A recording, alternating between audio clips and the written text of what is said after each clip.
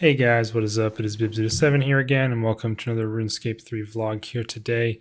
In this video, I'm going to be talking about my further thoughts on Necromancy, as well as the final boss of the skill, I guess, is what you'd call it, Raziel, and just give my overall impressions after the first several days and getting my skill up to 99. As you can see, I have gotten 99 Necromancy. I got that earlier today. Cape is right here with actually a pretty dang useful skill cape perk, so props to Jagex on not coming up with a terrible one there. I'm going to go ahead and unfurl my Necromancy banner. I forgot to do this earlier and just realized before I started recording. There we have it. We have now got all the banners unfurled once again. Or did I even do archaeology? Where would that have even... I didn't. Look, here it is. Archaeology over here. I never unfurled either, so I will do that as well.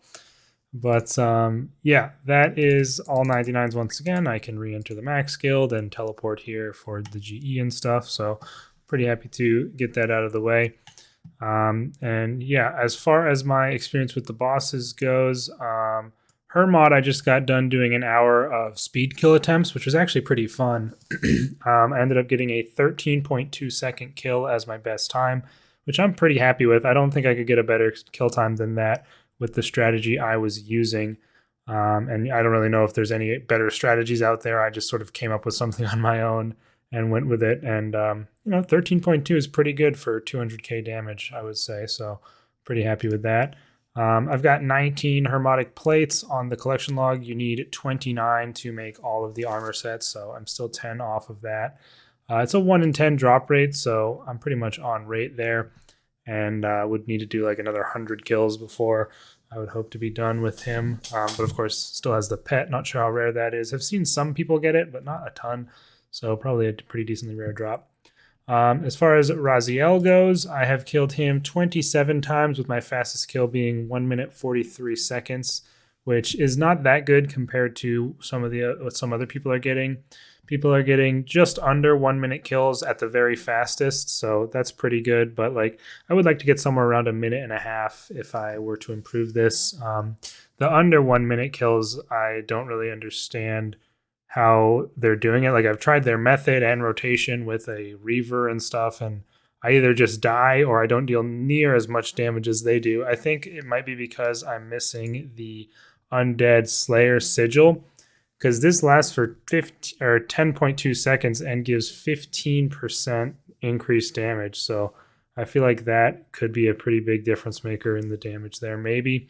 But I have everything else. Got the Salve Amulet, got Undead Slayer on my armor, and all the other stuff that you want to have for him.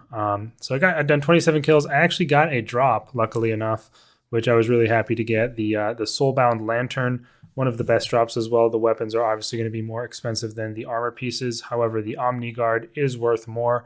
I sold it for 1.5 bill, so not as much as I was hoping, really. But since the boss is honestly not that difficult and a lot of people are farming it pretty heavily already, I don't expect the weapons to hold their value for very long. So I just dumped it for pretty much what I could ever get it to sell for, because I definitely think it's going to go down in price. It's also glitched right now where you can't augment them, so I think they're not even better than Best in Slot perk augmented tier 90s, which is kind of weird. Hopefully they fix that on Monday. But yeah, so I haven't really done a whole lot of him. When I got that drop, I was pretty much like happy with that and didn't want to do it too much more at the moment. Just until, I guess, better strategies come out. I don't know. I kind of don't like the boss, to be honest with you.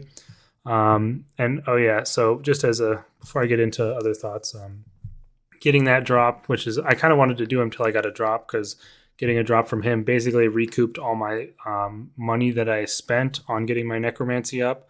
I probably spent like 600 or 700 mil on inks and things like that to get my Necromancy level to 99. And so I made a pretty decent profit overall with the Lantern drop. So yeah, I'm pretty happy with that.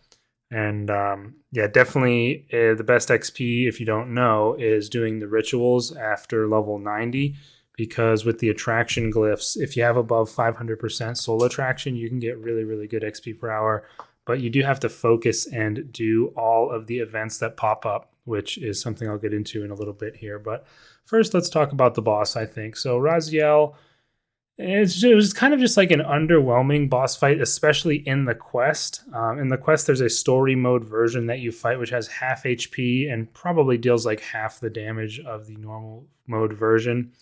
And like the whole quest, I'm pretty sure all you do is talk to him on the bridge. I mean, spoilers obviously, but you talk to him on the bridge, then you go up to the Citadel, you fight Hermod again for some reason, just kill him quick, and then you fight Raziel. And I mean, he's really not hard in the quest at all, if you ask me. I did it on my first try without any issue at all, not even coming close to dying at any point. And, it's kind of a bit of a letdown when it's such a big buildup. You're doing all these quests to learn about his backstory and figure out how you might be able to defeat him as you're leveling up your necromancy. He's taunting you constantly with his little face pop-ups, and then you finally get up to that level, and not to mention the 30,000 souls you have to amass in your what's it called, your vessel there. That took forever. So not only do you have to get level 95, you also get 30,000 souls. It's a big effort to get up to this point and be able to fight this guy. And then he's just kind of a pushover, and the quest just ends. And it's like, I don't know, that was a little bit anticlimactic for me. Now, obviously, I guess you'd say I'm a pretty skilled PVMer. I'm not as good as some of the crazy people out there, but I can hold my own for sure. I'm definitely more of a solo-focused player. I'm not a big fan of group bosses like AOD and stuff like that. So I guess something like Raziel would be a bit more in my wheelhouse for something I'd be good at right away. But even still, I mean, it's not anywhere near as hard as some other bosses. Like, I would definitely say it's easier than like 100% Enraged Telos. Definitely easier than anything new that's come out, like Zamorak or Solok or anything like that. It's probably around the level of like mid to high Enraged Araxor-ish. People have been comparing it to hard mode Carapac, which is pretty fair as well. It's kind of similar to that, which, I don't know, it's kind of debatable what you think is hard or not, and what mechanics you're good at dealing with, I guess. But for me, this boss is just not that difficult. It kind of reminds me a decent amount of a boss that I've honestly barely killed, the Magister, because you kind of just ignore his mechanics and just try and kill him as fast as you can, because his mechanics are relatively inconsequential except for one. Like, he summons these little pillars that have a bar charging up. So when I first did it, I was like, oh, I got to kill these. Who knows what's going to happen? Turns out all those do is he has the same system as you, where you can store souls, and he can store 5 because he has his lantern, which is a passive that it gives you if you get it. So that's a pretty cool detail there. Like, he kind of uses your own necromancy abilities that you're already using. He'll use Finger of Death on you. He will use Volley of Souls when he gets all 5 souls amassed in his bar. He'll summon stuff, although more than you can ever summon. So it's kind of interesting that he uses the same abilities as you. Makes sense as well, because you're allegedly supposed to be his apprentice, so you're learning off of things that he already knows. He has the scythe as well that he can use if in certain situations.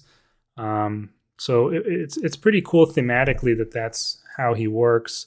But the pillars, all they do is give him another soul, and you can basically ignore them, because they take quite a while to charge up. And even when he gets all of his souls, all he does is use volley, which, if you don't pray and if you don't do anything about it, it'll probably one hit kill you if you're like soul splitting. But you can easily pray, deflect necromancy against it, and then either devo to take no damage, or use reflect to reduce it and deal some pretty decent damage back to him.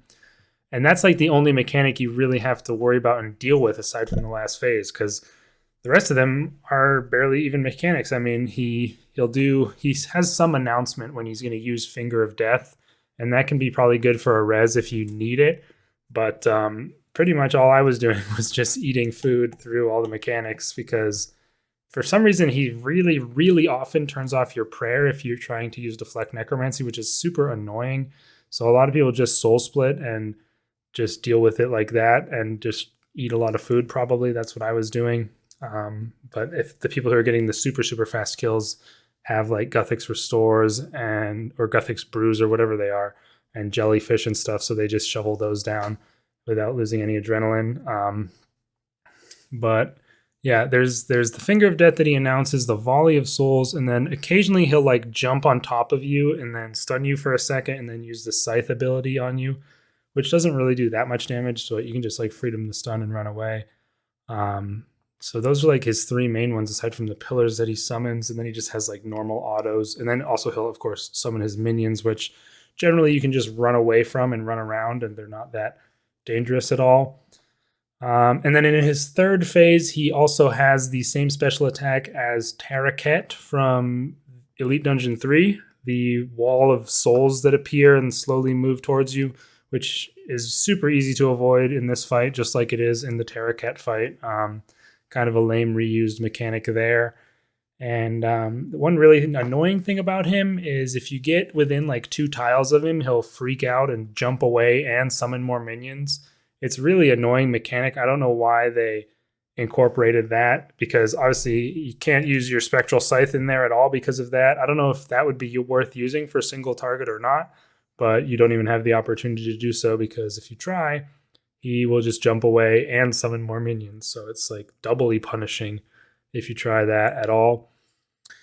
And then you have the last phase, which I also really don't like that much. He jumps over to the altar or whatever and just starts autoing you, and then bombs appear on the floor that you have to dodge. And yeah, I mean, I don't know. It's just not that interesting, really. You just run back and forth and, like a chicken with your head cut off, and just continue attacking until he goes down, pretty much. All right, guys, sorry about that. I had to take a quick bathroom break, but I mean, that's pretty much all I really had to say on Raziel. Not the biggest fan of the boss fight. Also, probably a contributing factor is that it is quite similar to a PvP fight, which I'm not a fan of, with him using similar abilities to yours, constantly disabling your prayer and stunning you occasionally and stuff like that. So, yeah, I mean, I think that they should maybe... I don't know. I don't think there's much they can really change to make it that much better, as far as I can tell. The lack of actual mechanics to reasonably deal with is a little bit underwhelming in my opinion. And he's kind of a pushover for all the hype that was built up around him from the quest lines, I guess.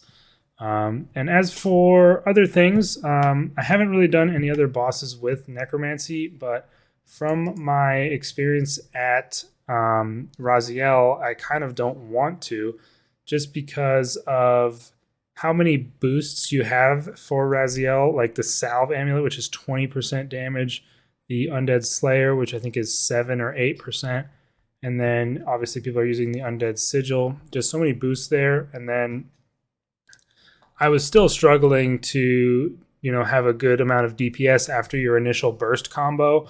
So what your initial burst combo is you Death Skulls, then you build up and you use Living Death, and then you basically Death Skulls off cooldown during your Living Death. I think you can do it 3 times in that time span if you are quick enough with Adren Pot and stuff. And once you've done that, Living Death has a 1.5-minute cooldown, and outside of Living Death, Death Skulls has a 1-minute cooldown. So you're kind of just useless after that is over. You have this huge burst combo that lasts a decent amount of time. 30 seconds is the length of the Living Death.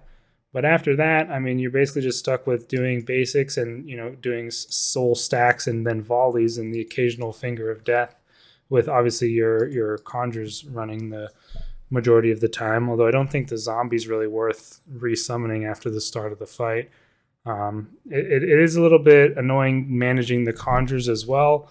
Of course, we have this life transfer ability, which you can use to extend their time alive, but can't be done indefinitely.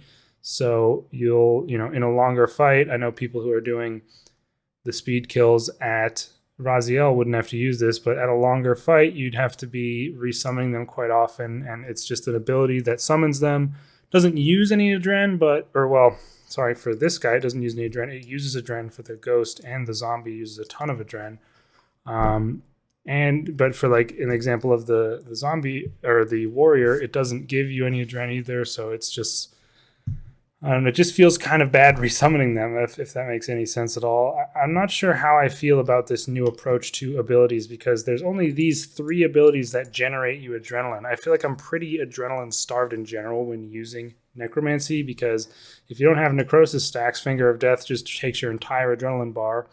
You have to use Spectral Scythe pretty much 3 times in a row, like 3 times in very short succession, or the recast timer is, taken away in order to get the full use out of it. And those cost, I think, are they all the same cost?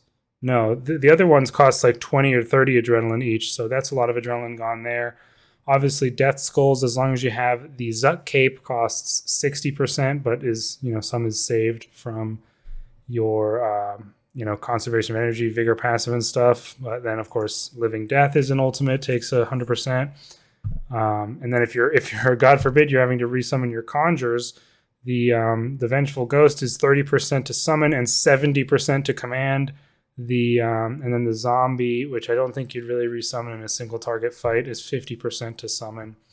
And then with just these 3 abilities to gain adrenaline, I mean, it's not that great. I don't know. I'm not really sure how it would work in a sustained long fight, like something like Solok or Virago or something like that. So I'll probably try it and see how it goes. But my experience with it so far doesn't have me itching to try out existing bosses with it. By the way, I don't know if I mentioned, but I'm on the tier 90 weapons here with tier 80 armor. So that's where I'm at in terms of gear.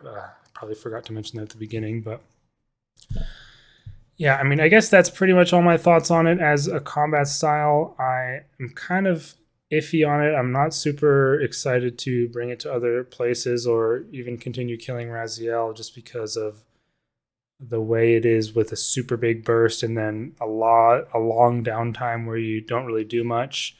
And I don't know. It's I know a lot of people are saying they enjoy it and stuff like that. I don't really know if I'm the minority here, but since I'm at the higher end of levels and have gotten to experience a bit of the PVM with it, I don't know. I'm just not that inspired. And one thing that and this is kind of less on the PVM side, but one thing that I'm really disappointed by, to be honest, is pretty much the lack of reason to go above 95 even, let alone 99 where I am. Because, I mean, there's basically no unlocks here. You get a couple critical strike damage boosts. You get these glyphs, which are not relevant because you can boost and put them down anyway, so you don't need the levels. And then you get 4 active conjures, which there's only 3 conjures in the game. So I don't even know can you even summon like an extra one? I don't think so. So that like does nothing until there's an additional conjure from maybe a quest later down or a boss later down the line or something. So yeah, like actually nothing to be bothering to go above 99 for. So it feels a little bit unfinished in that way, in my opinion. There's no additional abilities after 99. I mean, there should at least be a 4th conjure if they're going to put a 4 conjures active at once ability in here. But I don't know. Yeah, like one more ability that gains you adrenaline would be amazing, to be honest, if it was decent. But as you can see, I have 2 empty slots on my ability bar. I mean, I could fill those with Bloat and Blood Siphon, but those aren't abilities that I realistically ever see myself using in single target situations, which is what this bar is for. I have a separate bar for like Revolution, which has a little bit more AoE focus to it. But yeah, I don't know. It's definitely a middle of the road for me. And then of course we have the incantations. Split Soul is just the Eldritch Crossbow spec. That is what a lot of people use to deal a lot of damage at Raziel, but I don't really know how they do it without actually just dying. I take a ton of damage when trying to use that at the start. Darkness honestly hasn't seemed as good to me as it sounds like it is. 20% chance to dodge incoming attacks. I just haven't really noticed it going off that much. I don't know. But you can use this with any combat style, so it's just basically a 20% reduction to damage anywhere you go if it actually works properly. So that is kind of ridiculous if that's the case. And then the Split Soul, although you can't use you need Necromancy weapons for that. This Invoke Death thing is kind of weird that it exists because the passive effect of your Death Dealer robes is the same thing, to add a death mark that will execute them at 30k or lower. I think it's like 20% life points if it's not 30k. But yeah, this one, I mean, the main thing I think this will be used for is if you are using the tier 95 set, because that does not inherit the passive effect here, so that might be worth using there.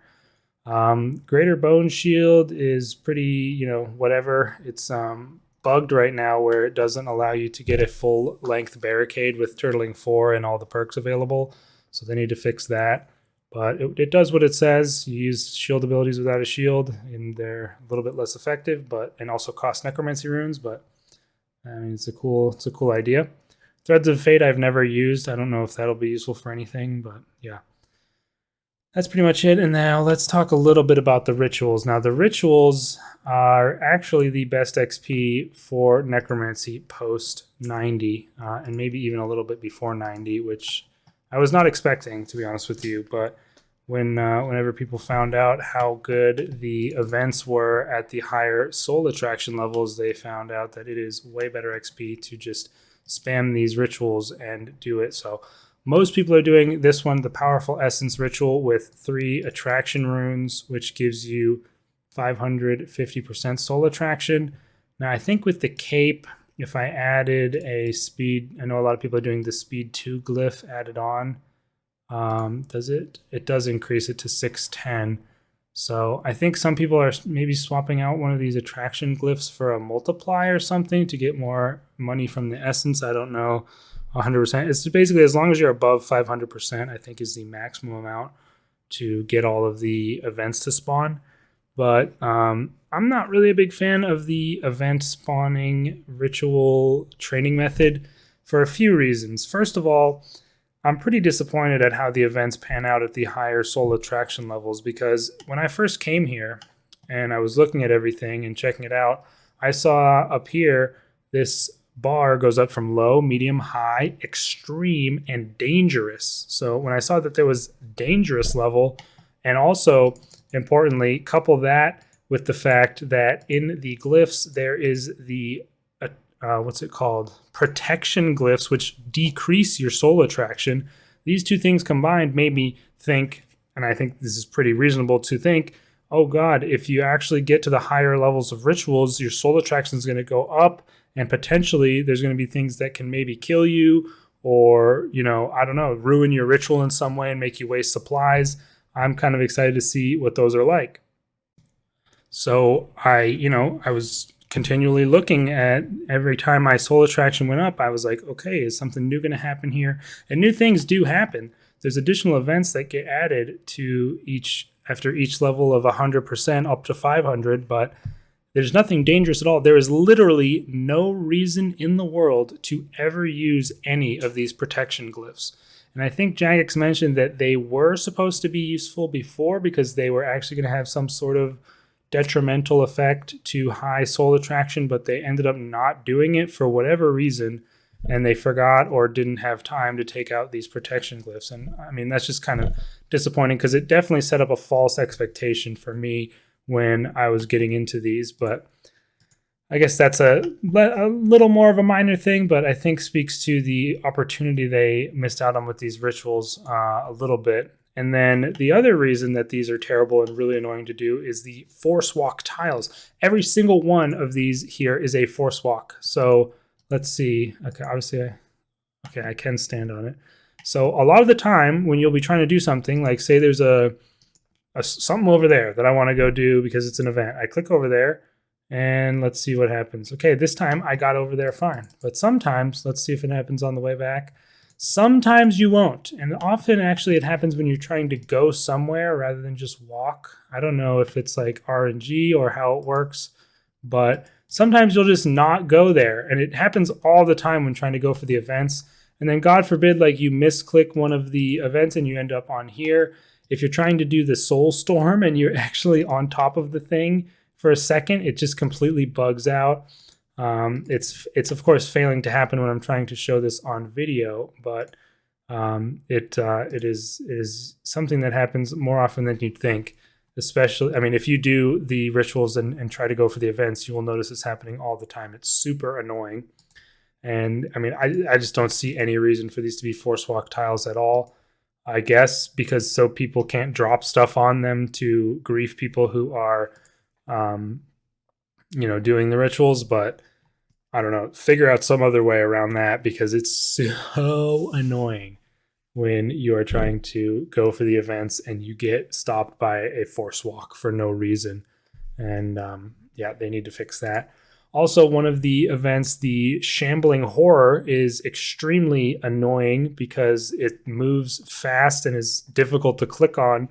And I didn't even know this until like level 90 something, because it's so hard to see. But apparently, you're supposed to be able to see the tiniest little sparkle of something on one of the things. That's the one it's going for, and you have to click it. Good luck ever seeing that with the ridiculous amount of particles that everyone's spewing all over the place with their capes and whatever. It's basically nigh on impossible to see. They need to make that more obvious, make the Shambling Horrors move a little slower, I think. A lot of the events are pretty difficult to get if you're not paying full attention, which maybe it was their intention, which I guess is fine. I don't know, but mainly the force walk thing is just, it's so infuriating. Like it is, it's hard to express, unless you've experienced it. But man, it is annoying, and it will happen to you all the time if you're training the rituals. And I personally just don't find training here that interesting. I finished 99 here, and I'm probably not going to do it again.